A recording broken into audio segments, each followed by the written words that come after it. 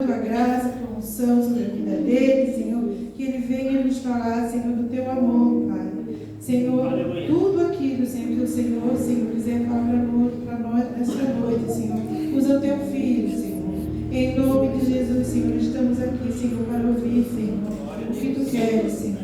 Em nome de Jesus, nós te agradecemos, Pai. Em nome de Jesus. Amém. Glória a Deus. Salve os irmãos essa noite com a paz do Senhor. Amém. Glória a Deus. Convido os irmãos nessa noite a abrir a sua Bíblia Glória a Deus. em Marcos. Glória a Deus. Perdão, em Mateus. Mateus capítulo 5, versículo 1. Glória a Deus.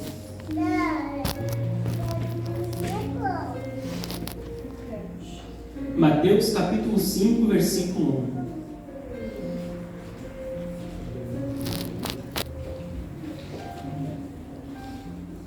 1. Glória a Deus. Amém? Amém. E diz assim: certo dia, quando Jesus viu que a multidão se ajuntava, subiu à encosta do monte, e ali sentou-se. Seus discípulos se reuniram ao redor. Ele começou a ensiná-los. Bem-aventurados os pobres de espírito, pois o reino dos céus lhe pertence. Felizes os que choram, pois serão consolados. Felizes ou bem-aventurados os humildes, pois herdarão a terra.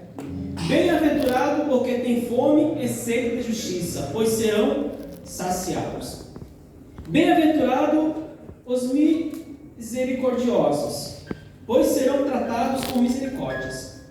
Bem-aventurado os que têm coração puro, pois verão a Deus. Bem-aventurados que promovem a paz, pois serão chamados filhos de Deus. Bem-aventurados os perseguidos por causa da justiça, pois o reino dos céus lhe pertence. Bem-aventurados são vocês quando por minha causa sofrerem zombaria e perseguições, e quando outros mentindo disserem todo tipo de maldade a seu respeito. Bem-aventurado, alegre-se e exultem, porque uma grande recompensa os espera no céu. E lembre-se de que os antigos profetas foram perseguidos da mesma forma. Os irmãos podem tomar os seus assentos nessa noite. Eu quero agradecer pela oportunidade que o pastor deu para ele estar trazendo a palavra nessa noite. Quero agradecer pela presença dos irmãos aqui também, porque diz na palavra: onde tiver 2 ou 3 reunidos, Deus está no meio. Estamos entre mais de 3 também. E convido você a olhar para o seu irmão bonito do seu lado aí e dizer para ele, se não tiver boniteza ou mais cheiroso pelo menos, né? E dizer para ele: Jesus está na casa. Jesus está na casa. O mais bonito é o pastor, ó. Nem Salomão se vestiu que nem ele. Né? Então, vamos ler uma palavra que fala sobre o Sermão do Monte. Mas, para começar, a gente vai ter que entender o que Deus queria fazer. Aqui tem livros a qual são diferentes, vamos supor. O que Deus queria falar no meio daquele povo, na atualidade que ele estava. Mas antes da gente entrar nessa palavra, eu gostaria de convidar os irmãos para se levantar de pé. Vamos estar orando a Deus nessa noite. Curvem as suas fontes. Glória a Deus, Senhor. E vamos orar a Deus. Senhor Deus, eterno Pai, Criador dos céus e da terra, em nome de Jesus, nos colocamos, Senhor, diante da sua presença nessa noite, Senhor, agradecendo, porque o Senhor está na casa, sim, Senhor. Em nome de Jesus, Senhor, eu te peço, abençoa cada pessoa que está aqui, Senhor. Senhor, se tiver alguém enfermo nessa noite, Pai, que venha poder ser curado, Pai. Em nome de Jesus, Senhor, eu te peço, Senhor, que se tiver algum demônio alojado nesse lugar, Pai, que venha bater em retirada, Pai, porque demônio não tem poder nesse lugar, Pai. Em nome de Jesus, Senhor, eu te peço, Senhor, vai, Senhor, ajudando, Senhor, aquelas pessoas, Senhor, que estão passando por provas, Senhor, em nome de Jesus, amém. Os irmãos podem tomar seus assentos nessa noite. Como eu estava falando para os irmãos, a gente vai ter que entender o texto e o contexto dessa palavra. E essa palavra em Mateus, ela se divide em duas partes, tanto no Novo Testamento como no Velho. Então, para você entender nessa noite o que Jesus quer falar, o que Deus quer falar sobre as bem-aventuranças, vamos lá para a história de Moisés, a qual, naquela história, Deus estava querendo andar no meio do povo e Deus tinha falado com Moisés a respeito de como ele queria andar no povo, fazendo a arca da aliança, fazendo, como é que eu posso dizer, Glória a Deus. me ajuda, pastor, como é o nome daquela, Glória a Deus. não é a arca da aliança,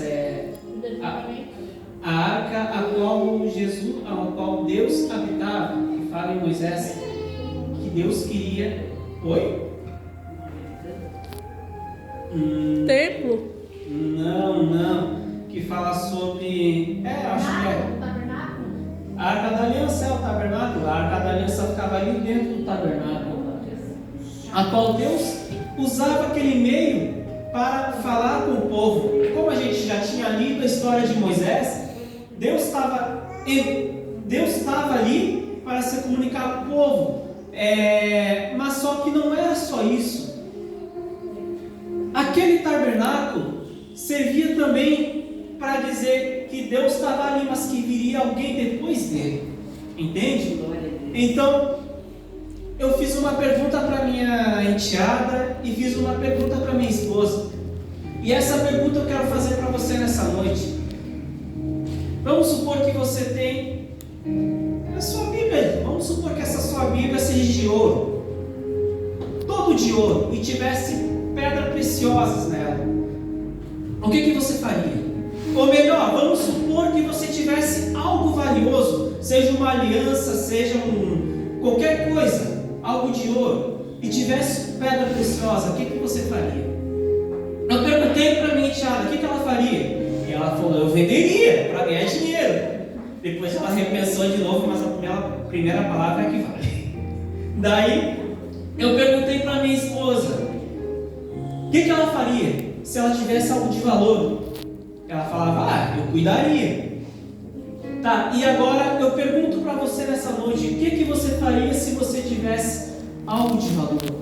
E guarda isso aí nesse momento, guarda isso aí até a hora que eu voltar para esse assunto. O que você faria se você tivesse algo de valor? O que o senhor faria se tivesse aquele carro do ano?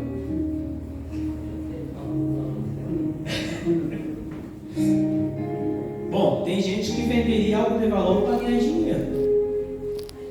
E tem gente que cuidaria, mas não guardaria. Então, voltando naquilo, Deus tinha pedido para Moisés e quem estava com ele fazer o tabernáculo, a qual Deus viu uma forma de se comunicar com o povo, de estar junto com o povo, de andar com o povo. E agora, vamos colocar, não saindo do livro das promessas, vamos colocar duas visões distintas, a qual a gente tem os discípulos de Jesus, a qual reconhecia Jesus como Filho de Deus,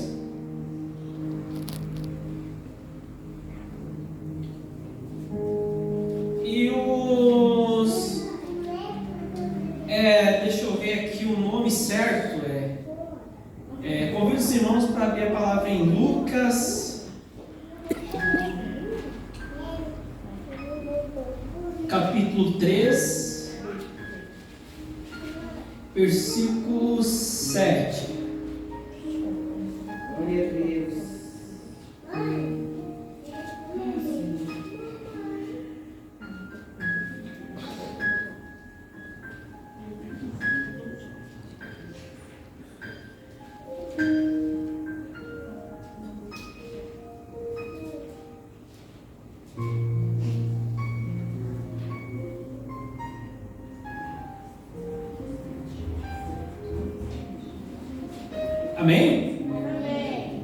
João dizia às multidões que vinham até ele para ser batizadas: raça de víboras, quem os convenceu a fugir da ira que está por vir?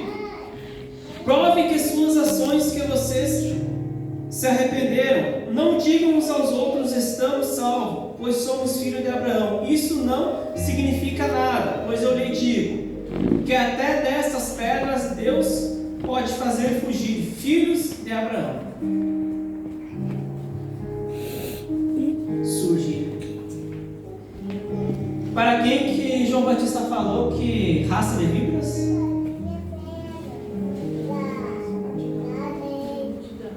Quem? Oi? Os povos? Quem que pregava na sinagoga? Os fariseus. Boa! Fariseus! Alguém está estudando a palavra aí.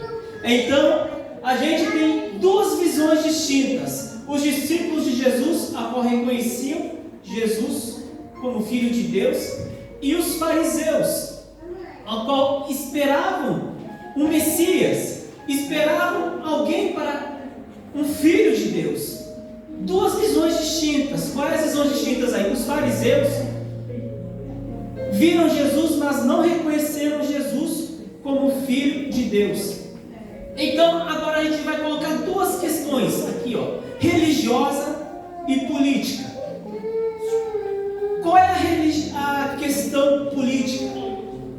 Os fariseus pensavam: não, vai vir um que vai vir, vai nos salvar, vai guerrear por nós. Ou seja, eles estavam querendo um Jesus que viesse salvar eles, que viesse guerrear na guerra com eles, guerrear para derrotar Roma, porque Roma estava oprimindo Israel.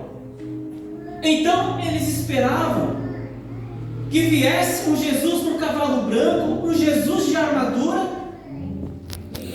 para guerrear com eles. Essa foi a visão distinta de uma pessoa que pregava na sinagoga, de uma pessoa que esperava por Jesus, e quando Jesus veio não reconheceram eles como Filho de Deus. E a outra visão que a gente tem é dos discípulos, a qual antes de Jesus vir, eles estavam numa vida natural, ou seja, eles não estavam na igreja, eles não estavam adorando Jesus, eles não estavam pregando em alta voz, não. Um estava cuidando da família, outro estava pescando. Quando Jesus veio, ele veio para salvar e buscar os que se haviam Perdido. Então, quando Jesus veio, ele veio e converteu os discípulos. Então, a gente tem duas visões aqui nessa noite. Um, a qual não reconheceram Jesus como Filho de Deus, e outro, a qual vieram para Cristo, reconheceram Jesus como Filho de Deus e viram os milagres e as maravilhas que eles faziam. Aleluia! Glória a Deus! Então, por que eu li? Por que a gente conversou sobre Moisés, quando Deus tinha falado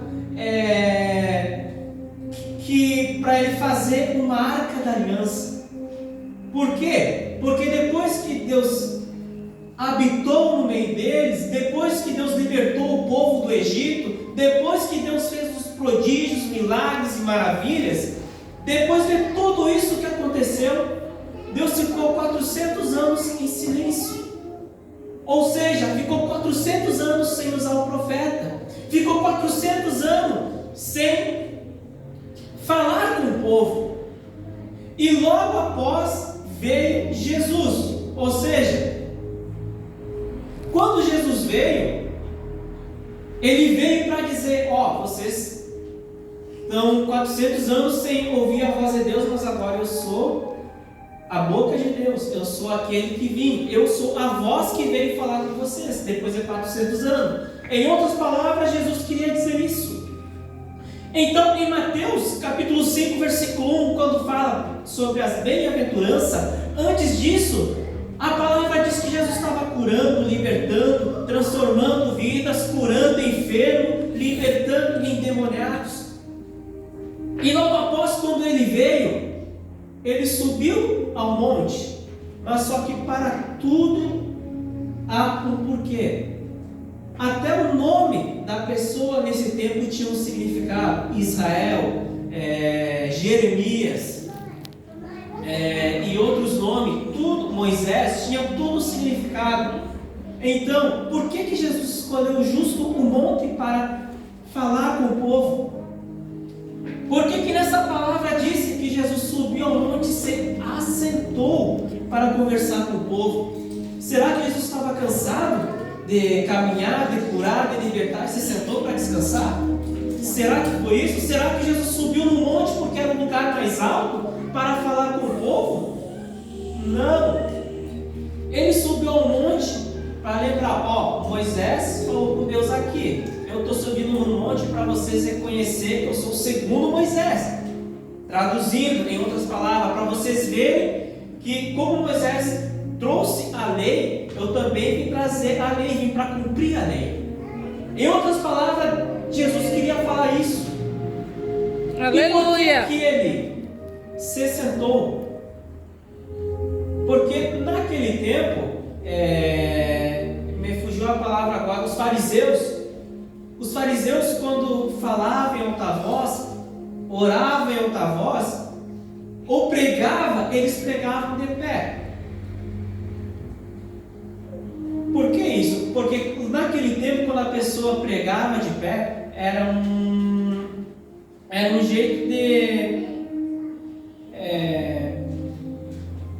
era um jeito que não tinha tanto peso para a pessoa ouvir. E quando a pessoa pregava sentada, era uma coisa de peso, ou seja, uma coisa que deve cumprir. Então, quando Jesus pregou sentado para aquela multidão, ele estava dizendo: bem-aventurado os pobres de espírito.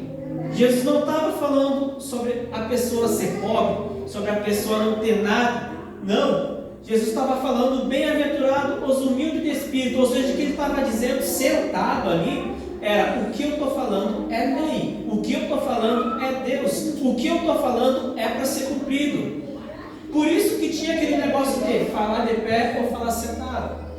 Vai um rei, quando falasse com alguém, ele falava sentado, ele só apontava o servo. E não era por preguiça, não, era porque tinha um simbolismo falar sentado ou falar de pé.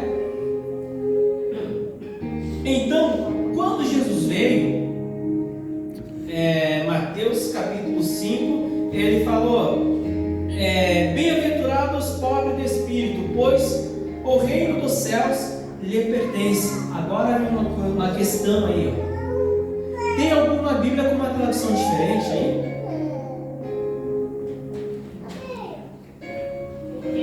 Tem alguma Bíblia com uma tradução diferente aqui? Mateus 5. 5 capítulo 1. Ai, o relógio está contra a noite. Mateus 5 capítulo 1. Tem alguma Bíblia com tradução diferente aí?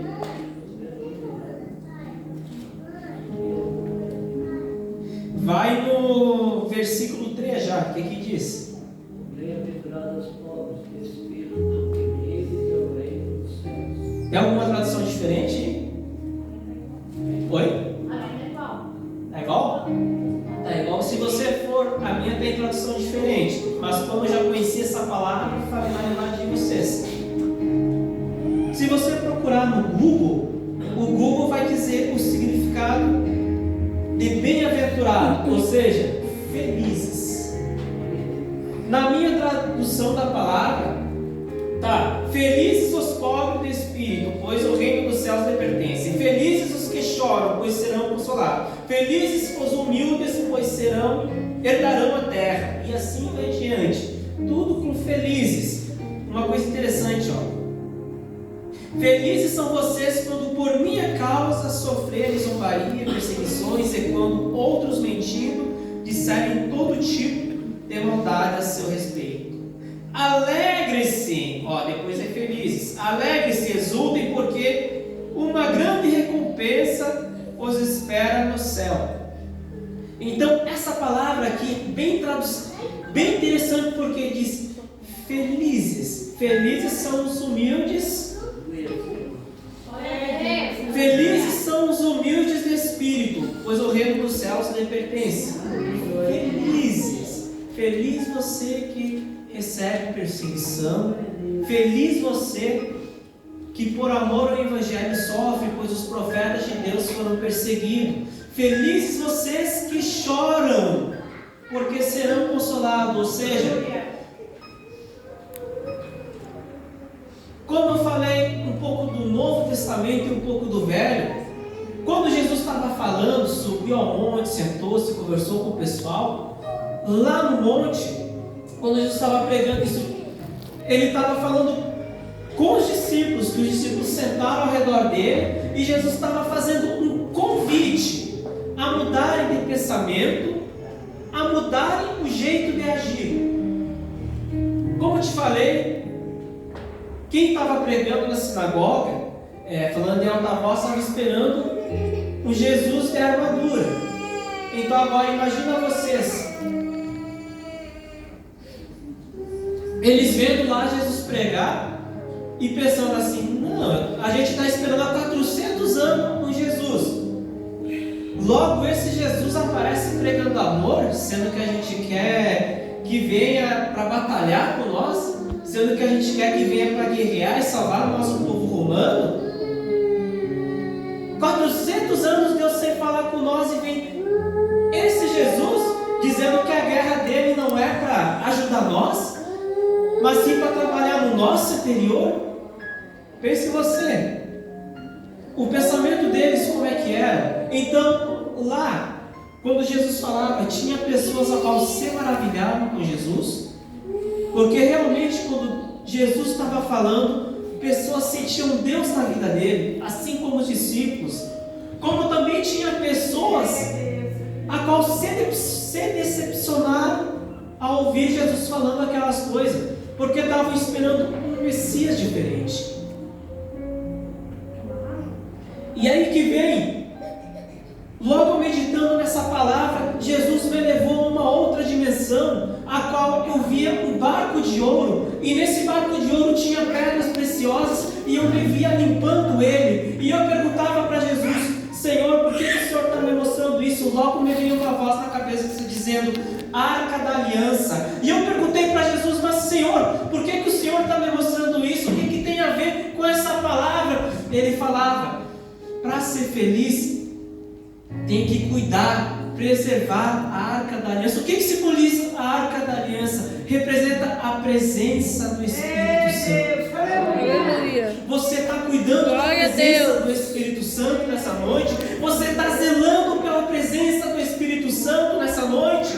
Aleluia. Eu falo para vocês que eu sinto arrepio aqui nesse lugar, porque quanto mais intimidade com Deus, mais coisas diferentes acontecem. Já vi Deus falar comigo por teofonia, ou seja, quando acontece alguma coisa na cabeça, uma voz na cabeça. Como foi? Eu estava orando a Deus e me veio essa palavra, Mateus 5, capítulo 1. Não, me veio Sermão da Montanha, isso que me veio na cabeça. E eu, opa, é Deus. Oi, mamãe, tudo bem? Aí eu li a palavra, e pela primeira vez Deus me levou a um lugar e me mostrou e falou comigo o que ele queria dizer. Pela primeira vez na vida, uma experiência diferente. Você está zelando pela presença do Espírito Santo. Aleluia. Essa palavra. E eu perguntava para Glória a Deus. Senhor, mas a Arca da Aliança é diferente de um barco. Por que barco? Porque tem dois significados. A Arca da Aliança representa o Espírito Santo. Aleluia. E o barco representa a promessa que Deus fez para cada um de nós. Aleluia. A promessa que Deus fez para o povo. E a minha esposa falando assim, que Jesus tinha falado com ela para cantar assim: Deus é fiel para cumprir todas as promessas feitas a mim. Ela não sabia o porquê, mas é o cumprimento dessa palavra. Deus é fiel para cumprir as promessas da sua Aleluia. vida. Assim como Ele falou com o povo. Assim como Ele me mostrou a Arca da Aliança e um barco de ouro que representa as promessas que vão se cumprir. Ou seja, Deus não esqueceu das promessas que fez para você. Aleluia. E por isso eu pergunto para você nessa noite: o que você faria se você tivesse ser algo precioso. O que você faria? Você selaria ou não? Eu me via limpando e eu logo pensei, não, já que é de ouro, já que eu estou limpando, então eu vou cuidar, né? Olha a borboleta, mamãe. Olha a borboleta. Quantas pessoas estão se vendendo? Quantas pessoas estão vendendo o Espírito Santo por nada?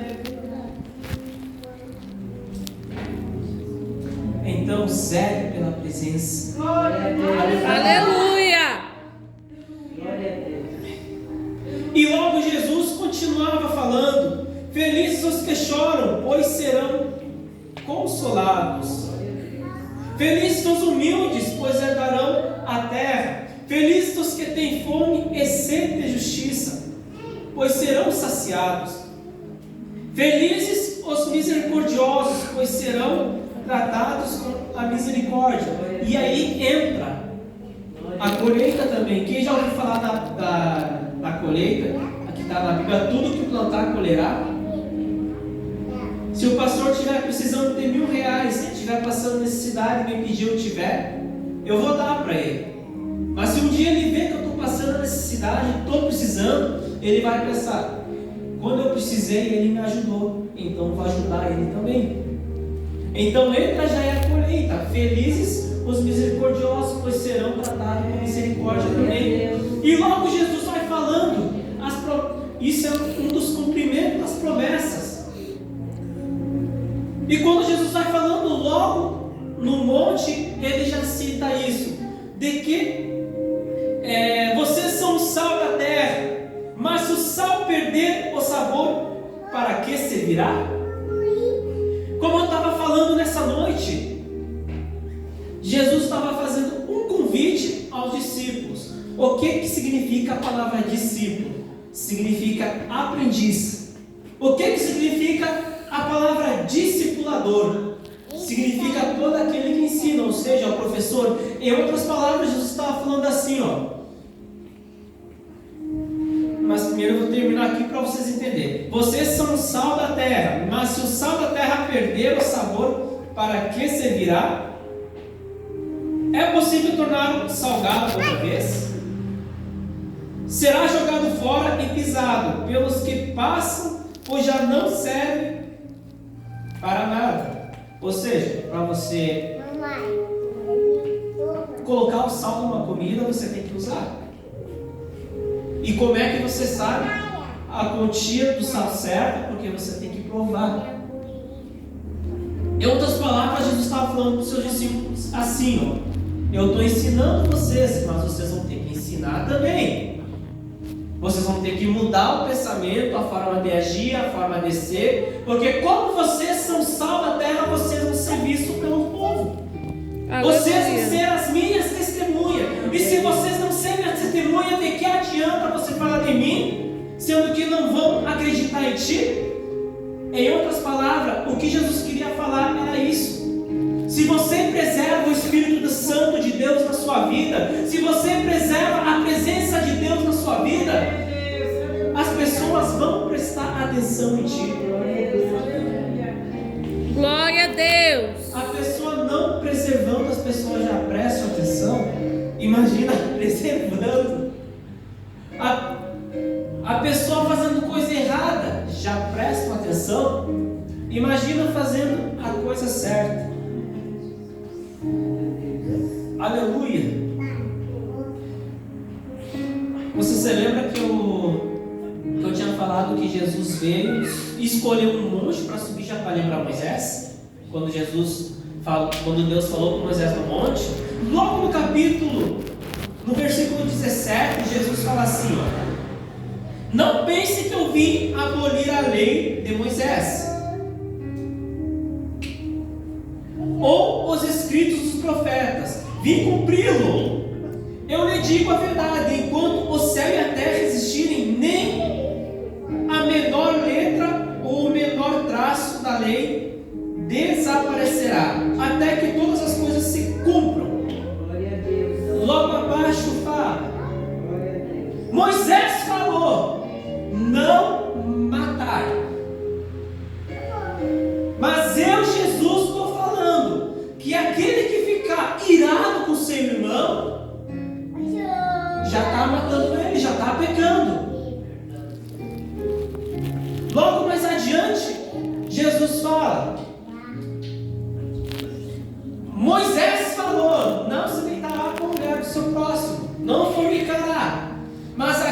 que olhar para uma mulher e a desejar, já está pecando, pois cometeu adultério com ela.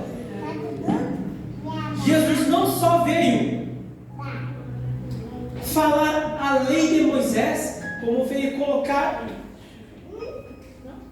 como veio deixar a coisa mais séria, ou seja, não só pelas atitudes, mas sim pelo pensamento. Jesus estava querendo que a pessoa mudasse de dentro para fora.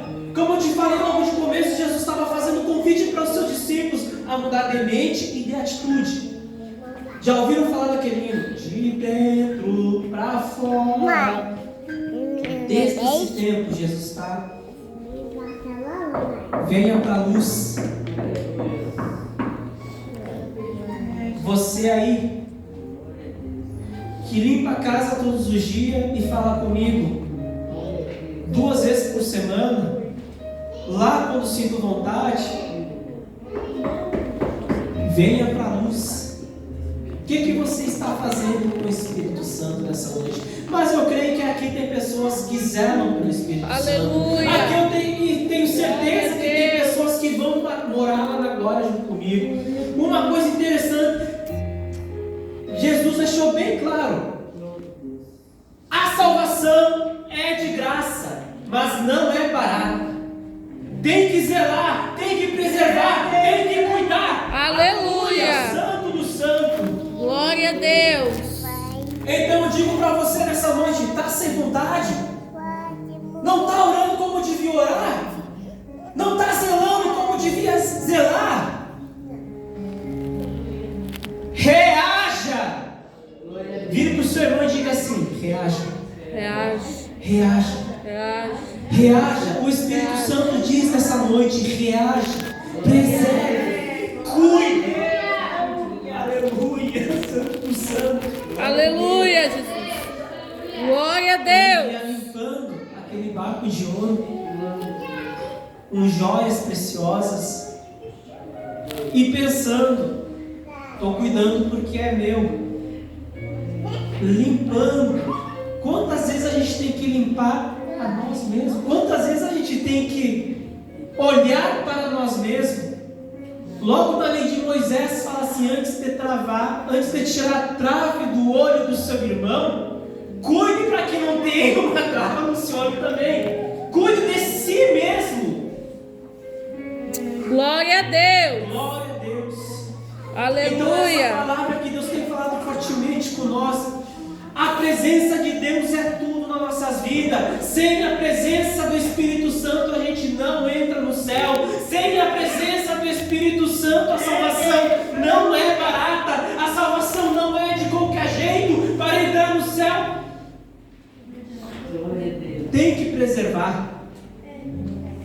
Vai você fazer uma viagem, você vai preservar o dinheiro que você tem para pagar o cheque, para pagar a passagem.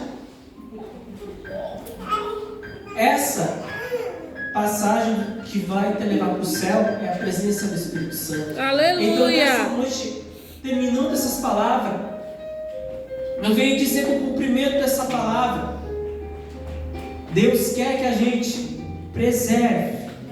Amém? Convido os irmãos essa noite para se colocarem de pé. Vamos estar orando a Deus.